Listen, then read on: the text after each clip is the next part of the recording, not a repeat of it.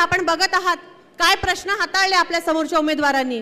कोणीही लोकांच्या प्रश्नांबद्दल बोलायला तयार नाही, पाटपाण्याबद्दल बोलायला तयार नाही, महिलांच्या प्रश्नांबद्दल बोलायला तयार नाही, शेतकऱ्यांच्या प्रश्नांबद्दल बोलायला तयार नाही, शिक्षणाच्या प्रश्नांबद्दल बोलायला तयार नाही।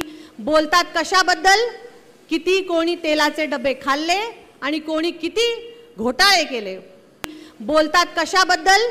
किती कोणी तेलाचे डबे खाल्ले आणि कोणी किती घोटाळे केले। एकाने स्टेजवर म्हटलं मुंबईचं पार्सल, ऐकलं का भाषण तुम्ही? ज्यांनी मुंबईचं पार्सल म्हटलं त्यांना मी विचारू इच्छिते की हे मुंबईचं पार्सल जेव्हा अकोले तालुक्याच्या, संगमनेर तालुक्याच्या, कोपरगाव तालुक्याच्या वेगवेगळ्या वाड्या वस्तींवरती महिलांसाठी, युवकांसाठी काम करत होतं तेव्हा तुम्ही कुठल्या बिळामध्ये लपून बसला होतात?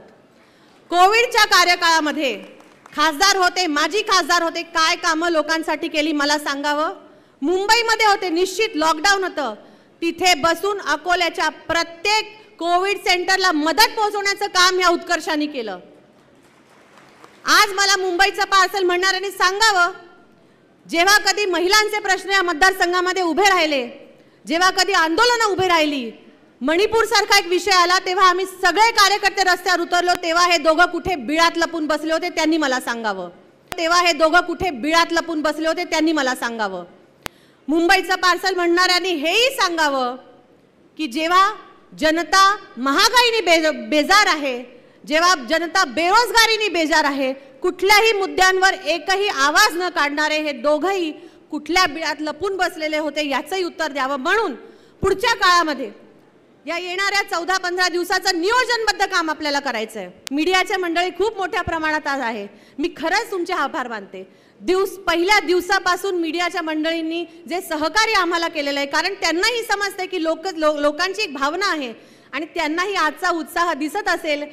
कुठे बाटल्या नव्हत्या पाण्याच्या आणि कुठे स्टेजवरती काय भाषणं सुरू होती आणि आजचा हा जो जल्लोष आहे, लोक स्वयंपूर्तीने आलेले। अदृश्य शक्ती आमच्या मागे आहे, आमच्या मागे हे, आमच्या मागे ते, असे खूप हवा होईल।